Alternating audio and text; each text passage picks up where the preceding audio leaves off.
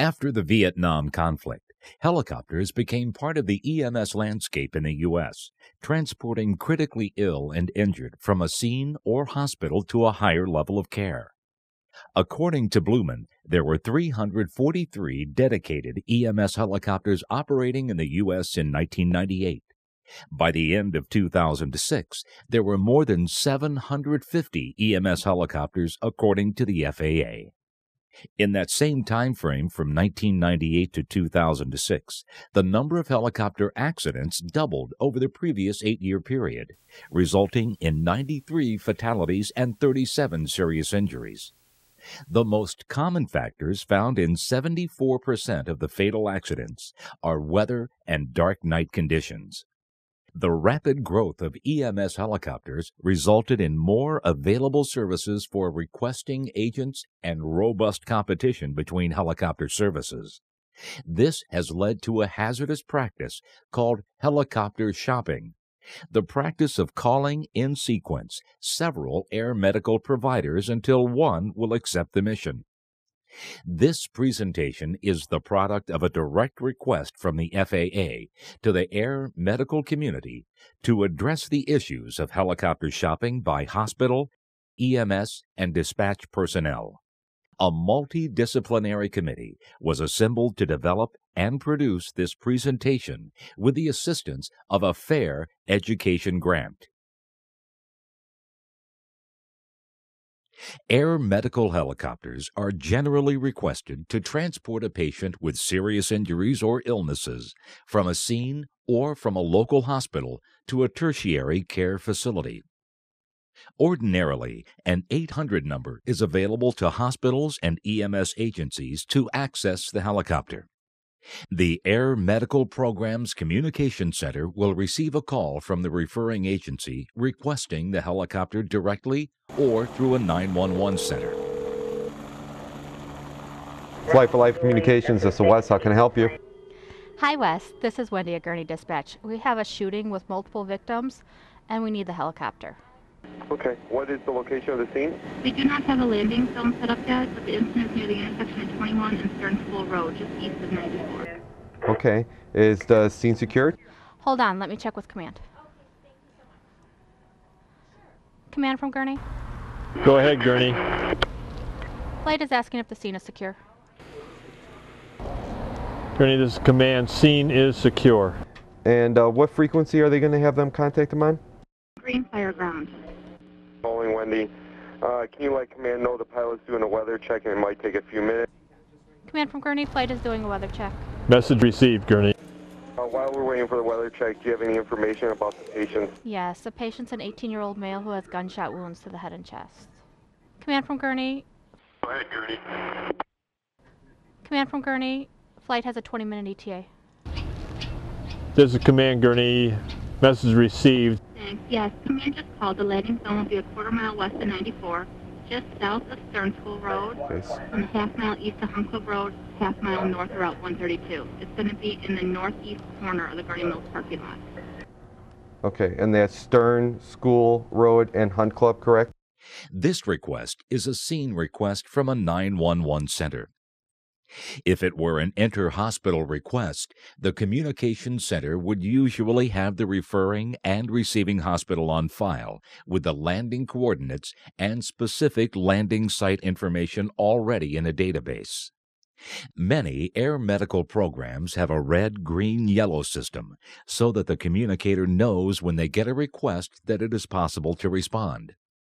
If they were under red conditions, it would mean that weather is below minimums where the helicopter is based, and they would not be able to respond to any requests. Green means weather is clear where they are based and able to lift off to respond. Yellow means the weather is questionable and the pilot must be consulted to accept or turn down the request. Weather minimums are based on ceiling height and visibility. Both ceiling height and visibility minimums must be met for the pilot to accept the flight. Even though pilots accept a request, when pilots make a decision regarding weather, they must use all information available based on current and forecast conditions. Pilots must consider the following 4 items for every leg of the flight: 1. Departure, weather at their location. 2. En route, weather encountered between departure location and the requesting facility or scene. 3. Destination, weather they may encounter at the destination facility. And 4. Time, the total time for transport including any delays. If weather is below the program's safe minimums or forecast to be below their minimums during any portion of the flight, the pilot will decline the flight. This doesn't mean another provider cannot accept the request. Just because weather is unacceptable from one location doesn't mean it's the same at another. For example, a request is made to H1, but the pilot declines due to weather occurring at his point of departure. Another aircraft, based at a different location, may be able to complete the transport if weather is acceptable at his point of departure. Of course, the pilot must also consider departure, en route, destination, and time. The same holds true for weather en route. Weather may be isolated, allowing safe flight to and from all but a small geographical area.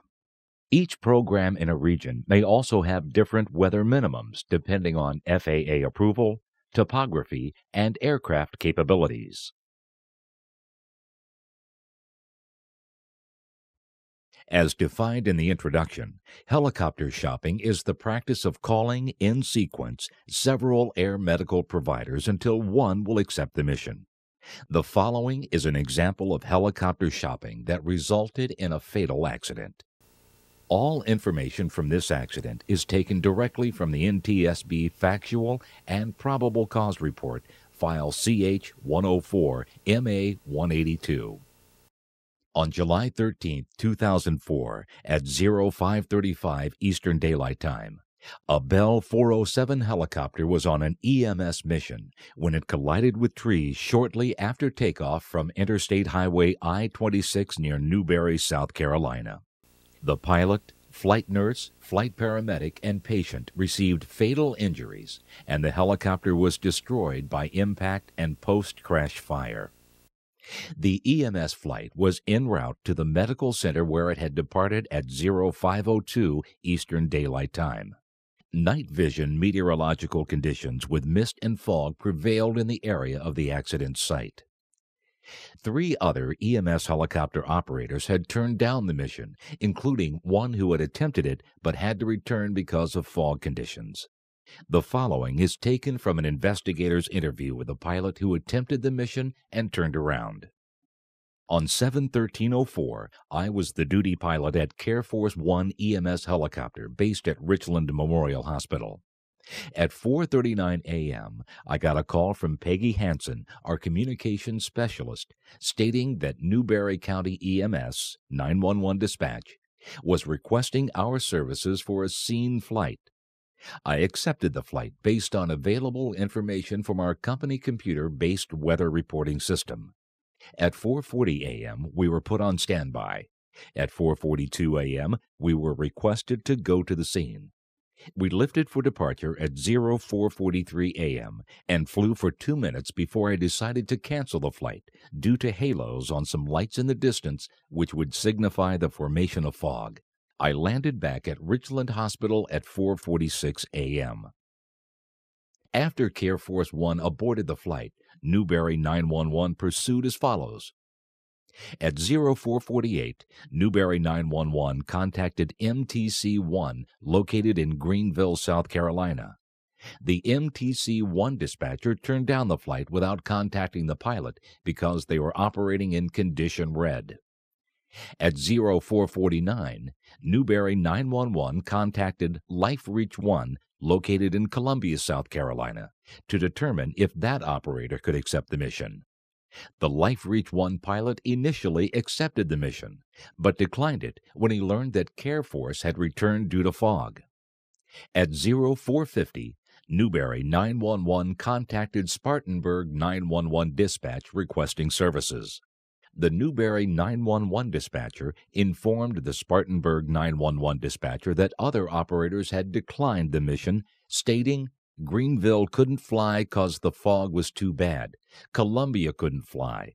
The Spartanburg 911 dispatcher responded, "It may be the same. The Newberry 911 dispatcher continued to provide information about the launch request, never completing her statements about the weather turndowns. At 0452, as the Spartanburg dispatcher continued to collect information about the launch request, another Spartanburg dispatcher telephoned the accident crew to see if they were able to fly. The accident pilot accepted the mission at about 0455. Neither Spartanburg 911 dispatcher was aware that Care Force had aborted the mission due to fog, or that Life Reach 1 had turned down the mission, and therefore could not inform the accident pilot of this information.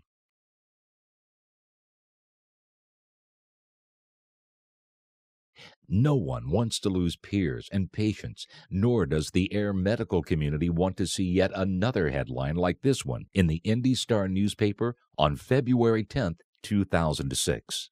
2 copter firms turned down run. Despite the fog, a third company agreed to fly the patients to Indy last week and soon crashed. Over the past few years, competing air medical services all over the U.S. have worked together to address the issue of notifying pilots when a flight is turned down for weather in their region. The Air Medical Services in South Carolina developed a statewide notification system shortly after the accident we previously portrayed. There's also a free internet service sponsored by AirMed International, headquartered in Birmingham, Alabama. This website, Weather Turndown. But prevention starts with hospital and pre-hospital personnel who can help to minimize risk of an adverse event caused by helicopter shopping. Hospitals that request air medical transport for interfacility transfers play a key role and can contribute to the safety culture of the air medical industry in the following ways. First, ensure that the patient meets established and published criteria for air medical transport. Notify any subsequent air medical services contacted that you already called Life Flight, for example, and they could not respond due to weather. Provide specific information, such as time that you called the other service. Have ground transport contingency plans in place so that there are no delays for the patient while trying to access alternative air transport. Weather is an ever-changing phenomenon, and weather reporting is not always accurate. That's why it is important for a pilot to be told that another pilot has declined to take this flight. Communicate each time you call another service of a previous turndown.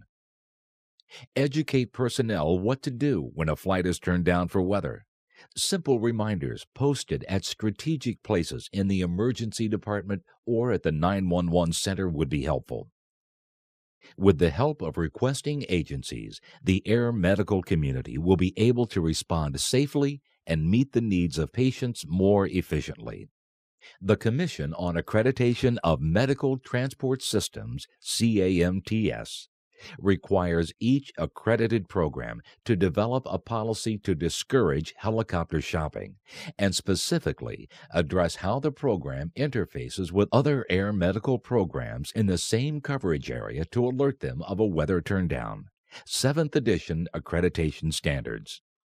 The FAA, other national organizations, and state EMS agencies have addressed this issue by creating guidelines and procedures.